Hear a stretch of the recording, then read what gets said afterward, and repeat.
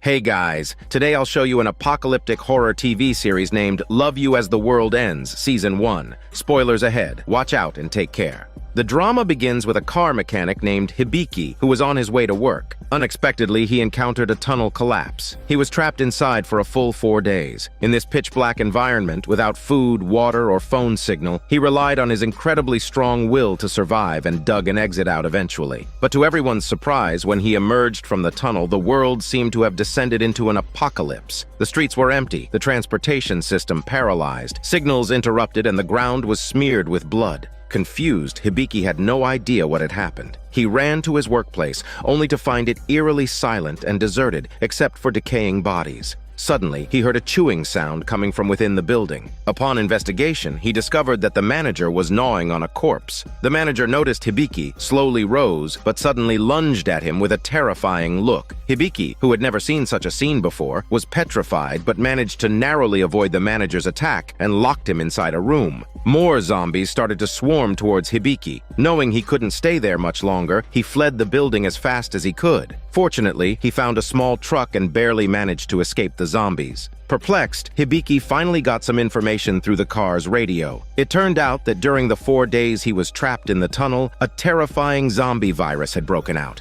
Infected individuals became highly aggressive, and the government was caught off guard. The only thing they could do was set up shelters in various districts and urge the citizens to gather there. However, instead of heading for the shelter, Hibiki had something more important to do. He hurried back to his home and loudly called out a girl's name, but there was no reply. Despair started to creep into his mind. The woman he cared about the most was now missing. Hibiki took out an engagement ring hidden in the drawer, lost in thought. The woman he was looking for was his girlfriend, Kurumi. They met by chance in a high school archery club and quickly started dating. 4 days ago, Hibiki had prepared the engagement ring and planned to propose to her after work. Kurumi, guessing what her boyfriend was planning, watched him leave for work with anticipation and joy. Little did she know, this could be their last farewell. The sound of a motorcycle outside the window snapped Hibiki out of his daydream. He looked out to see a delivery boy hurrying past. Excited at the sight of another living person, Hibiki ran out to follow him. He followed the motorcycle to a police station that appeared to be abandoned, but all the doors and windows were barricaded from the inside, clearly hiding survivors. Hibiki managed to avoid the zombies outside, climbed the outer wall, and entered the police station through a window. Sure enough, he found a group of survivors who had gathered there temporarily for refuge. The group was led by 2 police officers who hadn't had the chance to escape. The senior officer was a standard good cop. Under his leadership, the group of people had been brought together. Coincidentally, the junior one, Hiro, was Hibiki's high school classmate, but he seemed to hold some grudges against Hibiki, indicating some past between them. The group wasn't just waiting to die, but planning to go to the government-designated shelter. They planned to send the delivery boy to ask for help, hoping that the government could send armed forces to rescue them. Hearing that there might be other survivors in the shelter, Hibiki, concerned about his girlfriend, volunteered to go. However, he was persuaded to wait as sending more people would increase the risk of exposure. Night came in the blink of an eye. Sadly, the rescue the group was waiting for failed to arrive. Instead, they were greeted by an aggressive onslaught of zombies. It was common knowledge that zombies were more active at night. However, this night, their attack was noticeably fiercer than usual.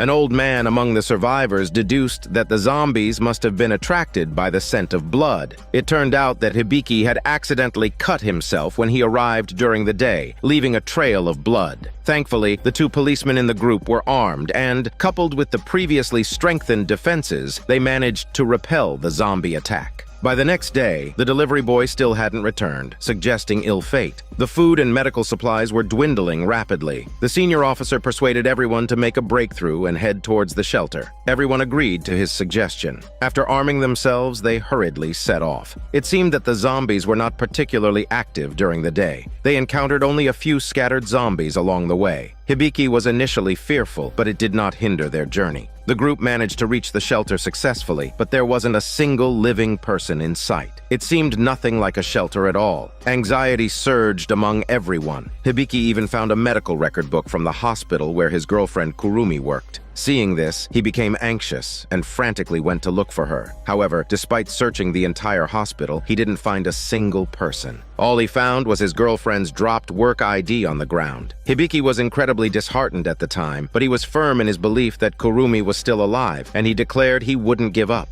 Elsewhere, a woman named Hiragi from the group of survivors refused to be accompanied and went out alone to find a restroom. She couldn't find a restroom, but she stumbled into a zombie-infested area. She panicked as zombies chased after her like a tide. There were no living people around as the shelter had fallen, and all the living people had turned into zombies. Hiragi ran desperately, unintentionally leading the horde of zombies towards the remaining survivors, putting them all in grave danger. Thankfully, coming to rescue her were the senior officer and June, who had previously worked as a porter and surprisingly had good combat skills. Hibiki, who had joined the school's archery club before, flexed his archery skills in the dire situation. Thanks to their joint efforts, the group managed to escape into a room and barricade the door. Facing the zombies that continuously pounded on the door outside, Hiragi fell into despair and begged Officer Hiro to end her shitty life with a gunshot. Hiro was also on the verge of giving up and was just about to comply when Hibiki came to stop them. He was not one to give up easily. To find his girlfriend, even if there was just a sliver of hope, he would strive to survive. His words managed to reignite everyone's fighting spirit. They worked together to create a makeshift rope from cloth strips, planning to escape from the balcony. But just as they were about to descend, they found that many zombies had also gathered below. Hibiki went forward. He slid down the rope, landed on the roof of a car below, knocked on the car windows to distract the zombies, then slipped into the car to find a bag of plasma. After catching the bow and arrows thrown down by the others, he threw the plasma bag into the distance. Then, with calm and composed demeanor, he drew his bow and fired an arrow, hitting the bag of plasma. The scent of blood that spread instantly drew the zombies away. The area below the building was temporarily safe, and the others climbed down one after another, narrowly escaping the rooms surrounded by zombies. However, the little girl named Yuzuki in the group wasn't so lucky. She had been separated from her mother during their previous escape and was trying to rendezvous with the group. She was on the brink of being caught by the pursuing zombies. Seeing this, Hiro acted quickly, firing his gun and taking down several zombies, but his bullets ran out and there was still one zombie charging towards the girl. Hibiki showed his prowess. With a single arrow, he took down the zombie and then shot another arrow into its head to finish it off. But at this moment, another zombie came running. As Hibiki was about to continue shooting, he was shocked to discover that the approaching figure was the delivery boy who was supposed to bring help to the group. As the infected delivery boy approached Yuzuki, Hibiki let loose another arrow, causing him to fall to the ground. The other survivors were saddened by this scene, but they held no resentment towards Hibiki. They were able to escape the zombies and settled down in a room. Hibiki was lost in thought, holding his wedding ring, when suddenly the radio received a signal.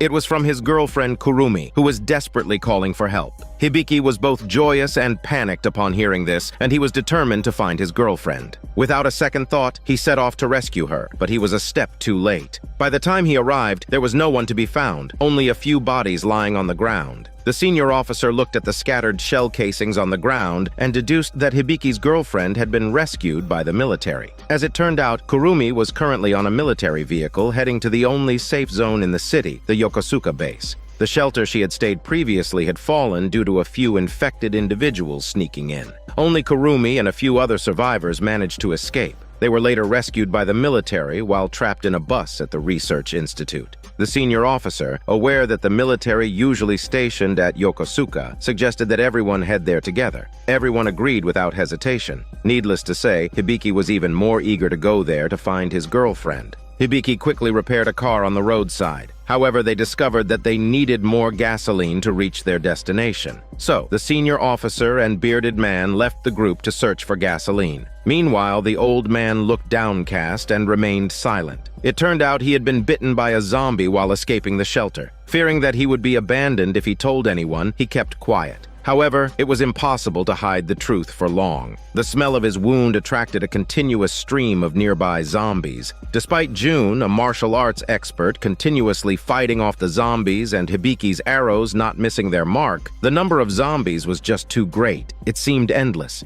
Hiro, growing more and more furious with each killed zombie, speculated that someone in the group must be injured since there were so many zombies attracted to them. There was no need for the old man to admit it himself. As the blood from his wound flowed more, he suddenly fainted and fell to the ground. Everyone instantly understood that the old man was the cause. Seeing that they couldn't kill all the zombies, the survivors had no choice but to run. But Hibiki didn't give up. He carried the fainted old man on his back, following the others to an abandoned nursing home. After everyone settled down in a room, Hibiki and June went to check the other rooms to ensure safety. They followed the sound to the end of the corridor and found a large number of zombies sealed outside the corridor. They couldn't help but breathe a sigh of relief. When they returned to the room, Hibiki found that the old man had been tied to the sofa, unable to move. It turned out that Hiro had bound him, fearing that the old man might turn into a zombie any time. Hibiki felt this was inhumane, but Hiro was adamant that he had done nothing wrong. Suddenly, June spoke up, saying that his sister works at the Japanese Virus Research Institute and is currently developing a zombie vaccine. It's possible that she has already been successful.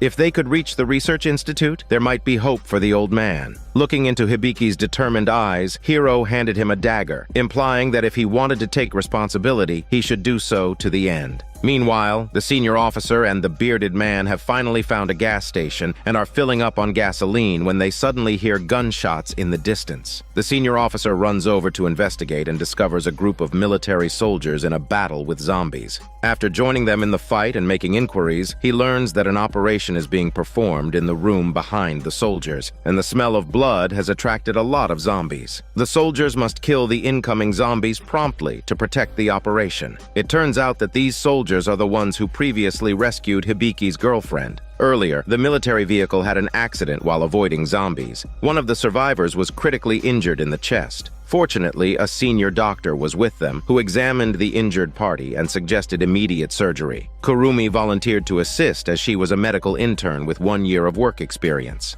Seeing that wave after wave of zombies was attacking, the senior officer decided to stay and defend the area with the military to buy time for the surgery. He asked the bearded man to return to the group with the gasoline alone. On the other hand, things were not going well for Hibiki either. As the sun was obscured by the clouds, the zombies outside became increasingly restless. Worse still, the old man started to scream uncontrollably as if calling his kindred. He then fainted. This terrified everyone. Hiro was resolved to deal with the mutating old man. The others were also uncertain and did not oppose Hiro's suggestion. Hibiki reluctantly agreed to end the old man's life, but only if everyone else left the room. When everyone had left, to everyone's surprise, Hibiki untied the old man and told him about the potential vaccine. Even the man was somewhat incredulous, not understanding why Hibiki was going to such lengths to protect him. Hibiki told him that as humans, the most important thing is to try everything to survive. It's natural self-interest, and there's no need to give up one's life for others. The old man sincerely thanked him. However, the relentless zombies outside finally breached the barricade. They surged into the room like a tidal wave.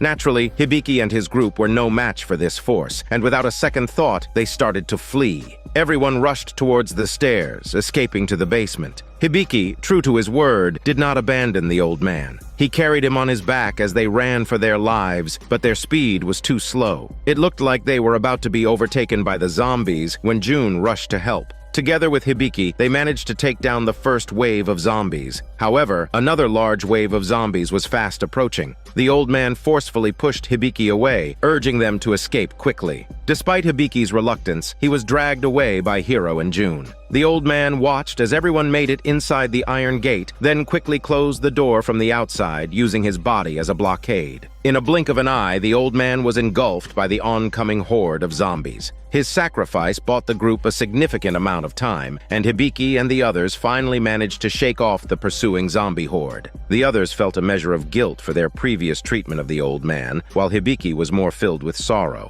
Meanwhile, Kurumi was fully assisting the senior doctor in performing surgery. After overcoming initial difficulties, the surgery was ultimately successful, saving a precious life. The soldiers decided to continue their journey to their base. However, a fallen zombie suddenly woke up and tackled a surviving girl. Kurumi, in trying to save her, pushed the zombie away. Although the girl was saved, Kurumi was knocked to the ground by the zombie. Just as it seemed she was about to be bitten, she picked up a scalpel and drove it into the zombie's head, pulling herself back from the brink of death. In a zombie apocalypse, even the most delicate person must learn to be strong if they wish to survive. Kurumi and the others set off for the base. The journey was without incident, and they quickly reached their destination. This location was the city's only safe zone and also the base of the Virus Research Institute. Everyone needed to rest here and undergo a comprehensive check. If confirmed uninfected, they would be sent to a city where the virus had not broken out. Upon hearing this, everyone was excited. However, Kurumi couldn't share their joy as she had yet to find her boyfriend Hibiki. She asked if they could assist in finding someone. Naturally, this request was denied, but her actions caught the attention of the research head, Shuto. Both Kurumi, who had just settled down, and Hibiki, who was about to set off, synchronously picked up their walkie-talkies and started speaking into them, as if they were talking to each other.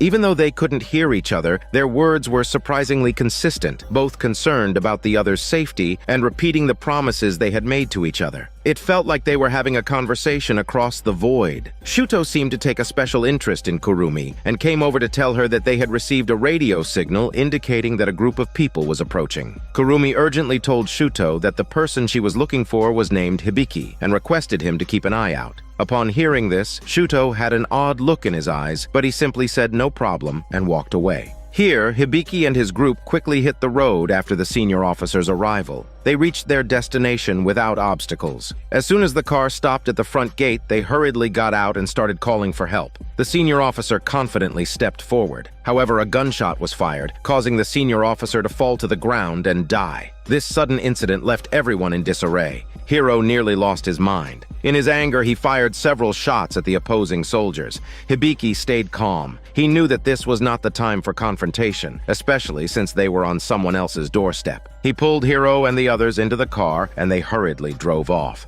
Although they were survivors who had encountered unfair treatment, the military's report was baffling. It claimed that Hibiki's group were suspected terrorists who had shot and killed a soldier as soon as they approached the base. The military had no choice but to retaliate, killing one of them. However, the captain firmly believed that the report had been tampered with. It was the military who fired first, and the bullet found in the body of the deceased soldier was a standard bullet used by the military. This indeed proved the old adage that the most terrifying thing in a zombie apocalypse is not the zombies, but the unpredictable humanity. After a few days of relentless running, Hibiki and his group were all somewhat exhausted. Hiragi even wanted to give up, not wanting to flee anymore. Without food or drink, they had to deal with zombies that popped up from time to time. After another exhausting day, they finally saw a large building. They ran closer and observed the interior. Seeing no signs of life and with night fast approaching, they didn't care about potential zombies and broke in. Suddenly, a woman wielding a dagger rushed out from a corner. She looked very nervous and extremely weak. She just had time to cry for help before fainting. After Hibiki and the others had searched the entire building and confirmed it was safe, they recognized the identity of the unconscious girl. It turned out to be the popular star Mia. Everyone was curious about her sexy appearance, but they didn't take it to heart. Compared to the outside, this place was much more comfortable. Not only were there hot showers, but they also found a lot of food, allowing everyone to have a satisfying meal. However, Hiro felt staying here was not a long-term solution and advocated for leaving the next day to continue towards Yokohama City where there were no zombies. As soon as Hiragi heard this, she was displeased. There was plenty of food here and staying might mean waiting for rescue. Hiro scoffed at this and, as a protector and cop, commanded everyone to continue forward. Upset, Hiragi turned to ask Hibiki for his opinion, but Hibiki agreed with Hiro. Hiragi, angry, stormed off to cry in the stairwell, unable to be consoled. Suddenly, they heard a chaotic sound of footsteps. Hibiki was also conflicted. The uncertainties ahead were too many, and every decision could determine everyone's life or death.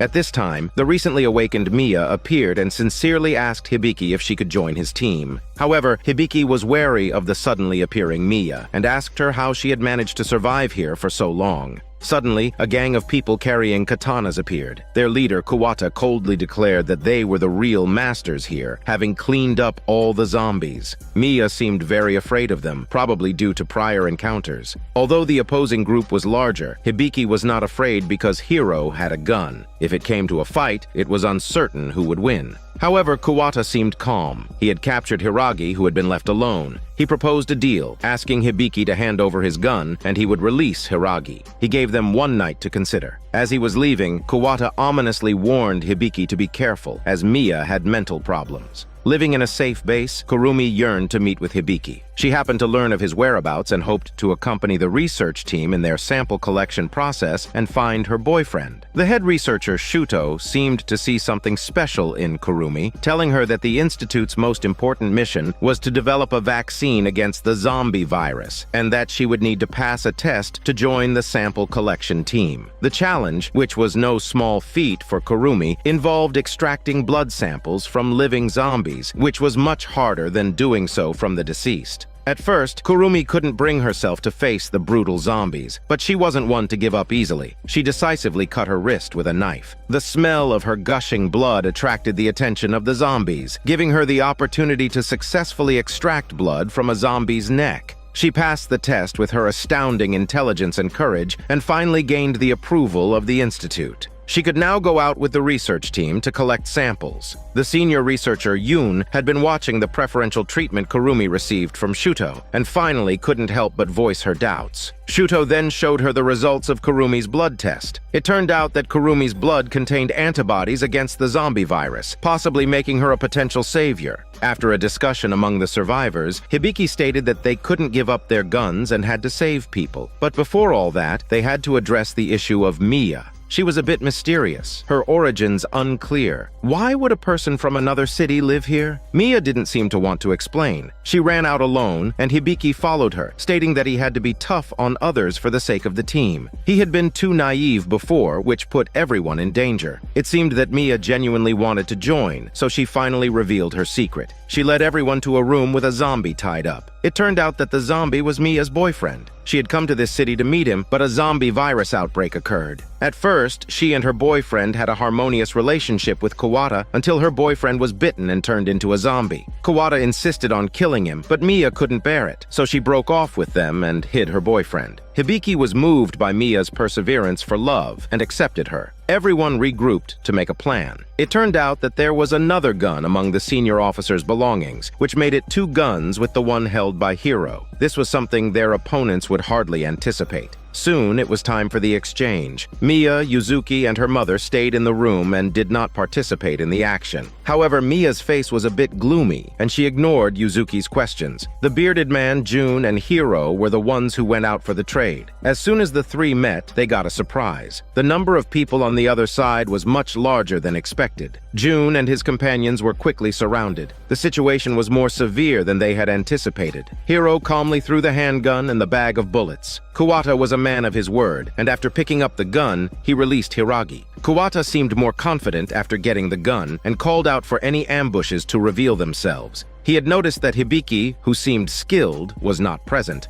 At that moment, Hibiki appeared with a bow and arrow, becoming the focus of everyone. Kuwata even pointed his gun at him, but then another gun was pointed at Kuwata's head. It was Jun, pulling out the hidden second gun. The situation turned in favor of Hibiki's side. However, their joy was short-lived. Mia appeared, holding Yuzuki hostage. It turned out that Mia was still with Kuwata's group. She had tied up Yuzuki's mother during the trade and held Yuzuki hostage. Her story about her zombie boyfriend was just a tale concocted to win their trust. Hibiki and his group had no choice but to put down their weapons, and the situation reversed once again. Hibiki looked at Mia with grief, clearly unable to bear this betrayal. Mia was somewhat smug, mocking Hibiki for being too naive. In this world, to choose to trust someone is to lose. He looked at Mia and asked her if everything she said before was a lie. Mia answered that she is an actor. Hibiki and his group were bound and taken to the basement. As they passed a warehouse full of zombies, they were all shocked beyond belief. Kuwata Kawata seemed somewhat smug. He had led his people to confine the zombies scattered throughout the mall right here, providing a safe living environment for everyone. Hibiki couldn't understand how they managed to corral so many zombies. Nearby, a torch cast a warm glow, illuminating Kawata's face, giving him an air of mystery. He said he could control the zombies.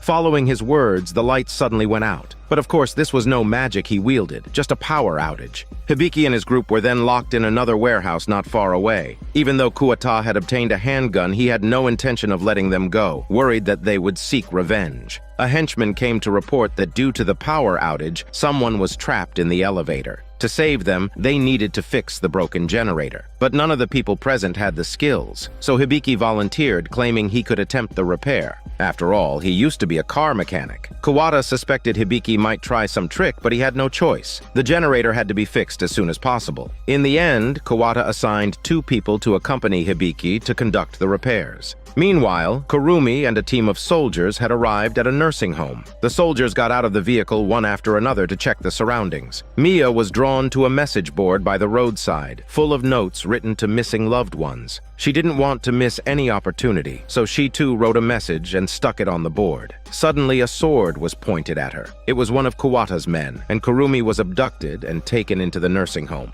At this same time, Hibiki was on his way to the generator station. They passed by one another without noticing, a twist of fate. Hibiki quickly fixed the generator and seized the chance when the 2 men came to inspect it. He suddenly struck, knocking them down, then ran into the house, locked the door, and made his escape. Kurumi was taken into a room where an injured elderly man lay. Kawata had noticed the medical box Kurumi carried and guessed she was a doctor, so he had her kidnapped to tend to the elderly man's injuries. Kurumi quickly dressed the patient's wounds. The old man was grateful and voluntarily told her their story. It turned out people like him included many elderly and disabled who needed protection. They were isolated as suspected infection cases just because they had unexplained fevers and were forced to undergo various experiments. Thankfully, Kawata appeared and rescued them, driving away the zombies. This allowed them to find a safe haven in this zombie apocalypse. While vaulting over an iron gate, Hibiki accidentally lost the engagement ring he intended to give Kurumi. He watched helplessly as a passing little girl picked it up. Aware that he was being pursued, he had to let it go. As he was passing through the hall, he was confronted by Kawata with the gun. Kawata was puzzled. Those people were neither Hibiki's family nor friends, so why wouldn't he abandon them and escape alone? Hibiki calmly replied that it was because they were his companions. He then tried to persuade Kawata to leave with them. Hibiki had encountered the group Kawata was protecting before, so he believed that Kawata was actually similar to himself. As he spoke, Hibiki even fell to his knees to beg him to leave for Yokohama. Although Kawata was rational, asking him if he was sure that Yokohama is safe. Suddenly, someone interrupted their conversation, claiming that they were under attack by the military. The military had already stormed in, and their primary goal was to rescue Kurumi. After all, Kurumi was a research institute scientist and someone that Shuto had instructed to be protected. Seeing that the enemy had superior numbers, Kawata prepared to flee with everyone. Kurumi tried to persuade everyone to surrender, promising that she would do her best to convince the military not to harm them. However, while Kawata trusted Kurumi, he didn't trust the military. He decided to release the captive zombies to buy time for everyone else to escape. He tried to pull Mia with him as he left, but she surprisingly refused. The zombies were released and encountered the newly arrived soldiers. An intense battle began without warning. The soldiers were well armed and experienced, while the zombies' combat strength was much weaker during the day. The result was a one-sided slaughter, with zombies falling one after another to gunfire. As Hibiki was about to reach the basement, he met a zombie rushing towards him. Without thinking, he prepared to take it down, but Mia suddenly appeared and stopped him. It turned out that the zombie was indeed her boyfriend. What she had said before wasn't entirely a lie. Hibiki chose to believe her again and retied the zombie boyfriend, sparing him. Mia was grateful and told Hibiki how Kawata controlled the zombies. After Hibiki left, a large number of zombies broke in. Mia and her boyfriend were trapped in a small cabin. To not abandon her boyfriend, Mia chose to give up her own life, hugging her zombie boyfriend for one last intimacy. Kawata and other survivors escaped from the back door. Kurumi decided to leave and meet up with the military. When she said goodbye to the little girl, she noticed a ring hanging on the girl's chest. Recognizing the mark on it, she was certain it was Hibiki's and was overjoyed. She ran back to find him. She still had some fighting strength, enough to deal with 1 or 2 stray zombies. Here, June and the other survivors are still locked in the storeroom, staring in despair at the zombies about to break in. Suddenly, a torch appears amidst the horde of zombies. The zombies seem terrified of the torch and scatter, leaving a large empty space. Hibiki seizes this opportunity to rush past, rescuing all his companions and dispersing the zombies with the torch. This method of controlling the zombies was revealed to Hibiki by Mia earlier, and the Research Institute also had this secret that zombies were extremely afraid of light and heat. They had learned it for a long time from watching Daniel C.C. zombie movies.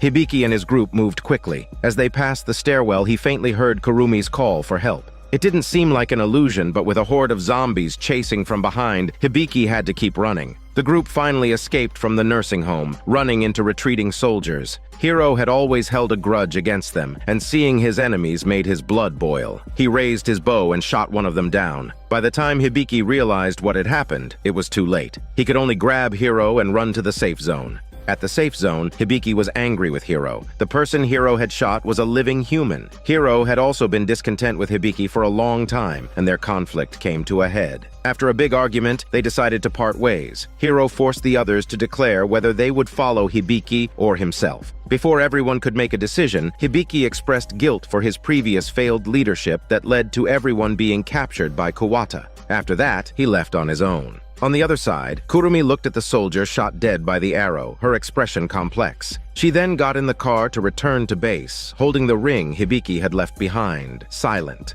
Hibiki walked aimlessly on the road, touching his empty collar, thinking of the lost ring. In pain, he squatted by the side of the road and began to cry like a giant baby. As he watched a zombie approach carrying some flowers, Hibiki did not attempt to evade her zombie kiss because the zombie is sexy enough for him to die with. Unfortunately, a figure dashed forward and struck the sexy zombie away without hormone mercy. It was June, followed by the other survivors. It turned out they had chosen to follow Hibiki. June saw Hibiki as a real friend, and the others expressed that they would rather follow someone trustworthy. Hibiki wiped his tears and stood up again. However, what awaited him might be an existence even more terrifying than zombies. Over at Shuto's, he finally showed his evil color by poisoning an officer at the base. The deceased was the one who had been incited by Shuto to falsify reports and slander Hibiki and his group as terrorists. The senior researcher, Yoon, examined the deceased, not knowing why Shuto had become hostile towards Hibiki. She only knew that Hibiki's arrival would disrupt some plan of his, likely related to the zombie vaccine. It's then revealed that Hibiki's mother had died of illness 16 years ago. His father, heartbroken, never returned after leaving one morning.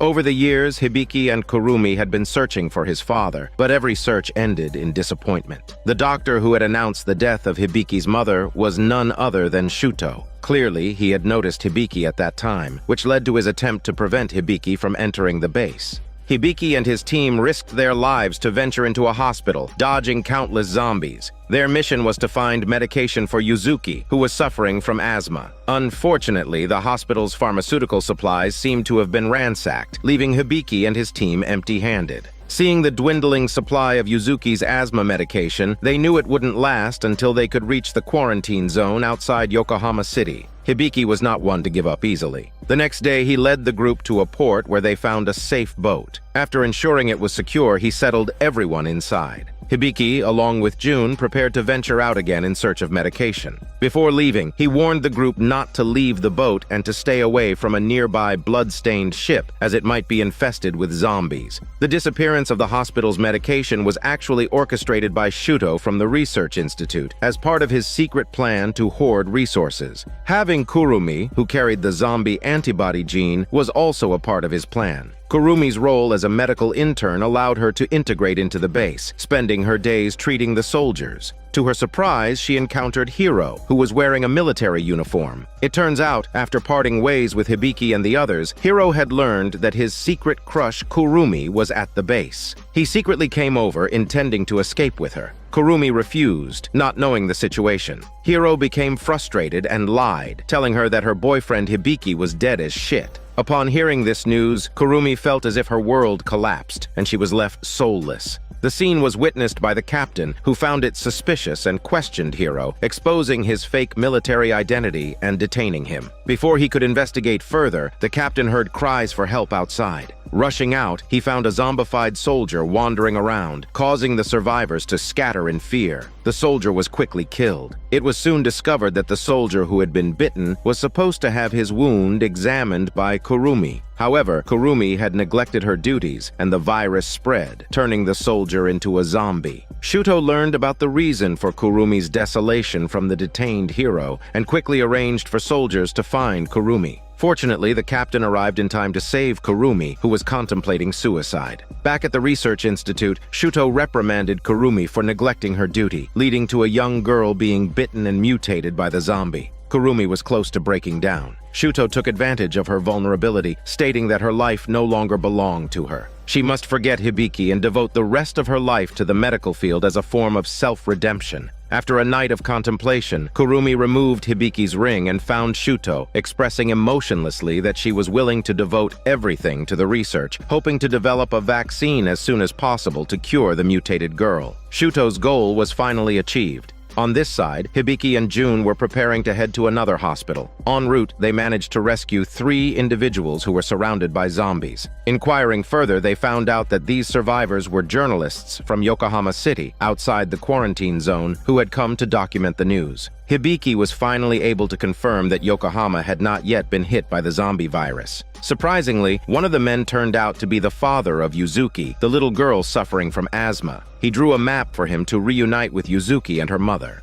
Hibiki and June soon arrived at the hospital. The 2 journalists, keen on field reporting, were forced to stay outside. Hibiki and June bypassed the lingering zombies at the entrance and broke into the hospital through a window. Not long after they entered, Yoon from the Research Institute arrived with a team of soldiers, also there to search for supplies. Hibiki reached the pharmacy and began searching for asthma medication. He managed to find the medicine without incident just before the soldiers entered, hiding behind the curtains and stealthily escaping the pharmacy when they weren't looking. However, there was more than one group of soldiers searching for medicine. Hibiki and June were soon spotted by the soldiers outside and were forced to split up and run. Hibiki had a smooth escape and quickly reached the agreed-upon rendezvous point, only to find that the 2 journalists had become meals for the zombies. He felt a pang of sorrow. When June did not show up after waiting for a while, he decided to run back. Over at June's, while attempting to escape, he was abruptly stopped by Yoon. June was thrilled to see her, realizing that Yoon was the sister he had been missing. He tried to persuade his sister to come with him, but she remained unmoved, warning him that the quarantine zone was more dangerous than he could imagine and urging him to escape to Yokohama. In a moment of desperation, she even pointed a gun